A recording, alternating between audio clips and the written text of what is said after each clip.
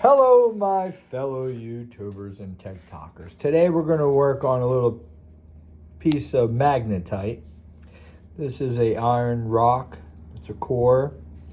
Let's chart where its poles are.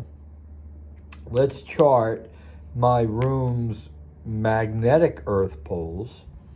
And then we'll put a magnet on it and then maybe move some poles around. Pretty interesting stuff. It's a nice piece here I have. So to start off with, let's go with the Earth's magnetic poles. So right now, this is north of Earth, south, east, west. On this rock, the way it sits, you're at the north, south, north, south. So, pretty interesting because I call it monopolar, meaning like there's separate divisions in this piece of rock.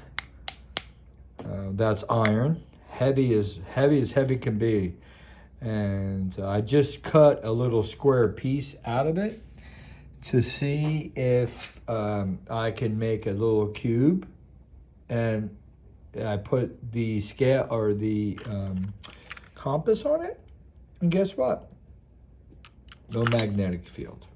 So this brought me to kind of think about, maybe I should go ahead and map a rock, and maybe we can ask questions, and the questions on it would be a lot. So if you have any questions, ask the questions. Here's the rock.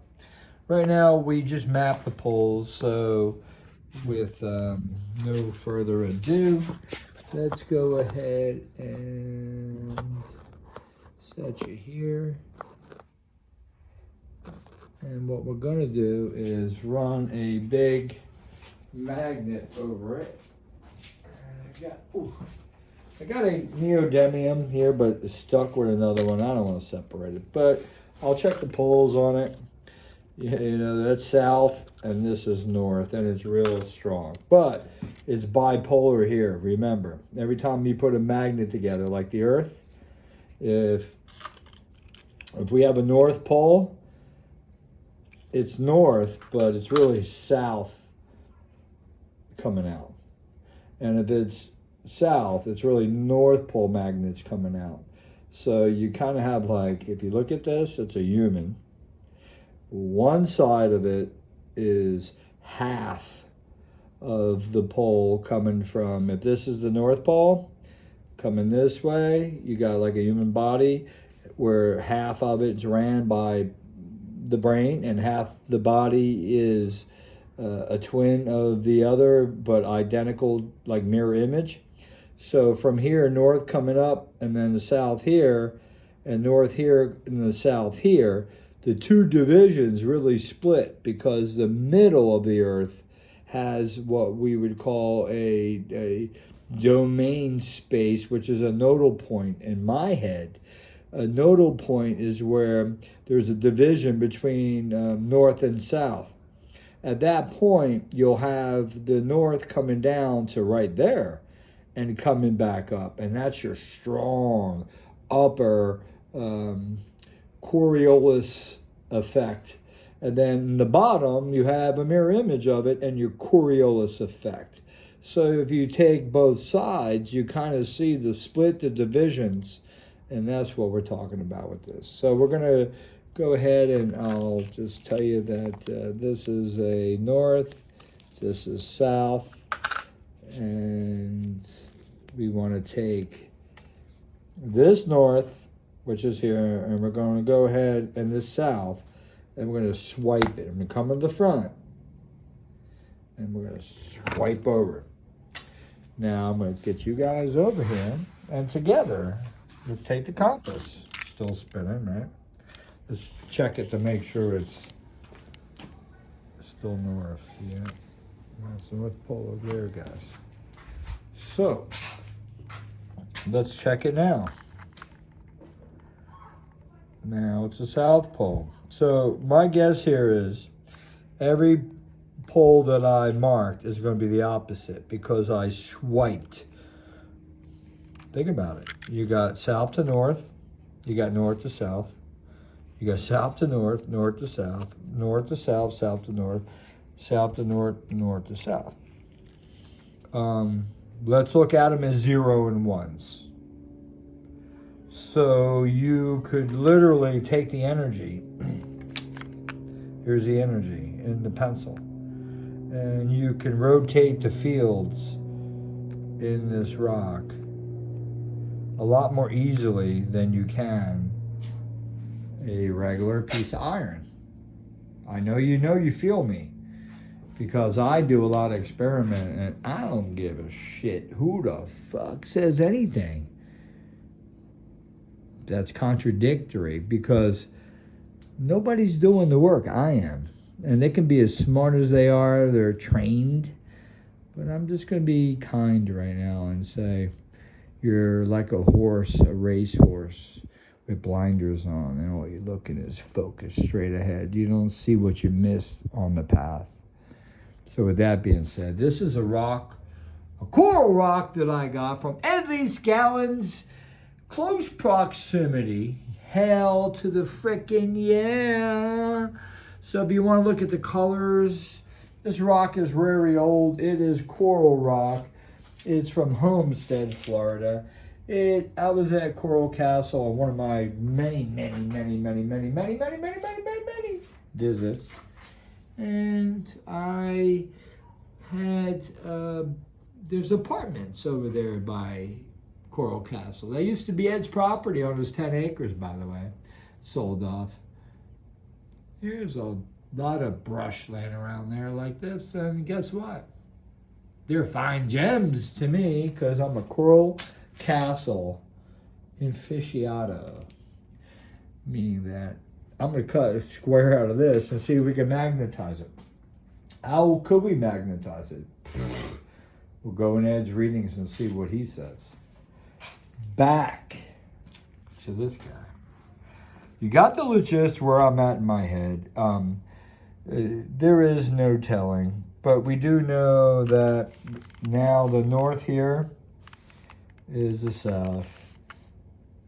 The south here is the north. The north here is still north. Shit, the north stayed there. And did the south stay? It did. So these two poles were not affected by swapping these two poles. So let's go ahead and swap these poles and see what happens in the rest of the field. God, do I love this stuff. Oh my God, this is just crazy. So you just, bear with me. We're going to now. So that was a south to a north. I was able to flip it. Now think about what I'm doing. Here's the magnet, and we have south again. So I took a south pole magnet at the north, I swiped it. And what that does is that realigns the molecules in the material to be realigned the opposite way, but the same degree angle. And that's important for you guys to kind of understand where I'm coming from. Is I'm an atomic periodic table guy, I'll just say. And with the atomic periodic table, you will know that the orbital spin, the ratio, how many around, how many layers of the shell of an atom. And that's where you got to go. Listen, I may not be educated enough like most of you guys, but I'll tell you what. I got 20 years now. Wow. Who is analyzing magnetites like this?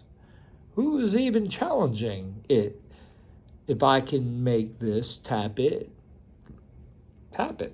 tap it in multiple places and control it.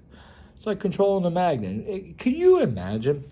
Like right now, if you take one of these magnets, the energy that's in this is unbelievable. These neodymium 1-inch square magnets, the 52s, their tensile strength is unimaginable. Their Henrys, I don't know what they are, but they're very, very, very strong. So the Henrys would be the magnetic induction that comes out of here. So if you could take something that needs no energy, listen to what I'm just going to say right now. This needs no energy. It's constant. Work on the magnet. Manipulate the magnet. I know there's Ed Lee Scallon's PMH, which where are you going to go with that? Just understanding of what this is capable. So for the real enterprising young person, man or woman, that would take a magnet, I challenge you guys, and figure out how to make it bipolar by command. You win the Nobel Peace Prize, because at that moment, magnets become more than what they are. Thank you. So here you go. So we're going to go back to this where I left off, sort of. So we got south again. So we're going to go from the north, come over, swipe over. Bam. Get you guys over here now, and let's go look down. So we start off here. We know that was supposed to be north. Now it's south. This is supposed to be south. It's north. Now this should be south. Don't tell me it isn't.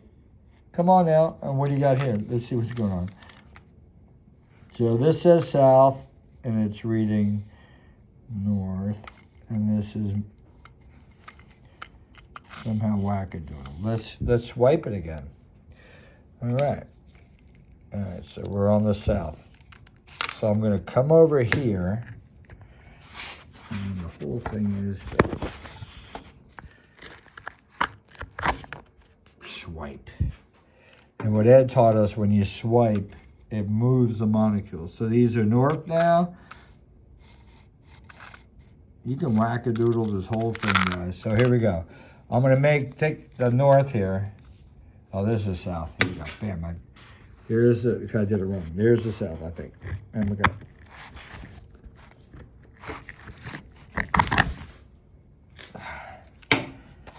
Put this back in its place. Let's put this back in its place. And here we go. So we got the north. All right, here we go. So now we are at the south. And this side is north. This side is back to north. And this side is back to south. So swapping these two, rotated these two. Very important here. This is getting to be a long video. I'm going to bounce, but I'm going to do more studies, because if I could... All right. Earth loves...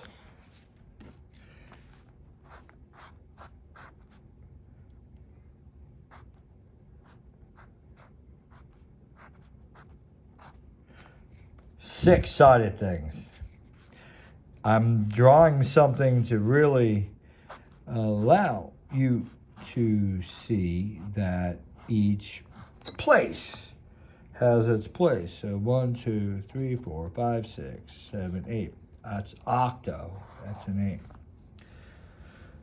When you get into Snowflake Bentley, his name is.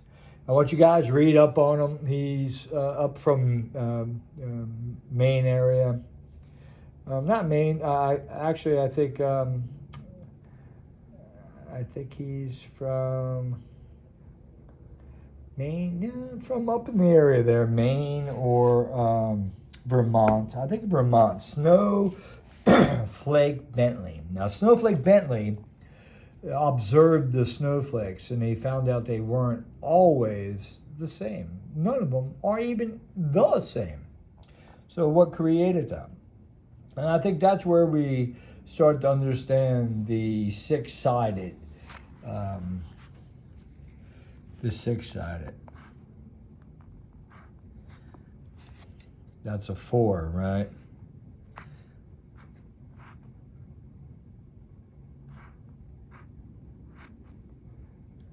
One, two, three, 4, 5, 6. Six-sided is nature's way of showing balance in hectagonal, also known as, I'm gonna say, a seed for scalar waves. This field that comes from the sun on the outside allows cells in this form to pick up the frequency and maintain what they're supposed to do. And that's through our bodies, through snowflakes, and through most and all structure that's in our atmosphere. You'll see different attributes of this, but the main form is the skeletor or lattice work of nature breaking down through materials like this. And this is why I'm doing the video, because with Snowflake Bentley, I got to understand that every time it snows, each flake is different, but it's all following a pattern. So if you take the snowflake and if you look at the outside feeders, you'll see it's always got 6. It's always got 6. But the flake is formulated in different forms. Leave your comments. The longest video I left in a while. I wanted you to see the reason I'm pulled into Ed Leedskalnin so much is it's not about him. It's about that he actually allowed me to get into what I work on. I mean, are you kidding me? I bore out coral rock. I have these rocks are from my local area in northern Florida. This rock is from southern Florida in Homestead. There's a different composition between these. So to understand really what's going on here, you could be a scientist and not know everything. I'm learning everything. I'm not you. I'll never be you. I don't even want to be you. Who are you? You're different from me. And you're one smidgen away from the person next to you as close as they can be you. But one thing is changed, and that's how it is beautiful to be us, to be people. The rant is not even a rant. It's just a natural formation of what's important, of what our bodies are made up from. And now all this dark stuff, the orange and red, it's all man-made. Man-made. But to the Tesla people out there in like cars, lithium is number 2. That means it has 3 electrons and 3 protons and 3 neutrons. That also means that it's very uptight. That son of a bitch will catch on fire. It'll do, the lithium batteries don't like compression. They don't like to be punctured. And they don't like, that's pretty much it. Maybe maybe 1 or 2 other things, but they are number 2. And that means that's why they can produce for an electric car. So they're a good battery for now. But then you do have your number 1. And then you got your number 2. And then if you go over to number 3, you see salt water, sodium. Then you see number 4, potassium. 5, 6, 7. So when you start working your way down Mendeleev's chart here, it goes up to, you go 1, 3, and these are all another number. So it really goes from 1, and then it goes over 1, let me see, it's 1, and then it's number 2. Why are they showing helium? Yeah, helium's number 2. So you go to the right side of the chart. Then you go back over here, then you go to number 3, lithium. And then you go number 4, beryllium. And then you go number 5, boron and carbon and that's nitrogen and oxygen, and glare is blocking my eyes. So as you go forth, these all little things, you got to kind of like understand what's going on here. So now we're started going into the composition of the human body, the composition of air, the composition of seawater, and the composition of the Earth's crust. Lot of juice here to be learning. So when you beat me down, you may be smarter. You probably are. You may be brighter. You probably are. You may be well more educated, or very educated, or just 12th grade educated. You probably are. But find somebody like me and spend time with me. You'll love to know all the little things that I've learned in this 15 year to 20 years of journey. So my name is Roy. I love nature. I love Tesla, the real Nikola Tesla. I love Heaviside. I love Steinmetz. He brought us the rigidity, the hard work of why numbers mean numbers in the electrical fields. All kinds of smartness came out of Steinmetz. Heaviside taught us a lot. Faraday taught us a lot. Cooks. Maxwell. These guys are troubadours. These guys are the guys that are documented. Told somebody takes that away, and then we don't have that for history anymore. Thank you, fuckers out there in USA. Just trying to delete fucking history. So, and that even goes with the monuments we take down. We shouldn't take down monuments. We didn't do them. They're monuments to remind us of who we were. So don't take down monuments no more. I understand it's okay to be aware, but doesn't mean you can erase history. And don't delete books. Don't burn books. Weird, strange environment we live these days. I don't know outside the USA, but that's what's going on here right now in USA of A.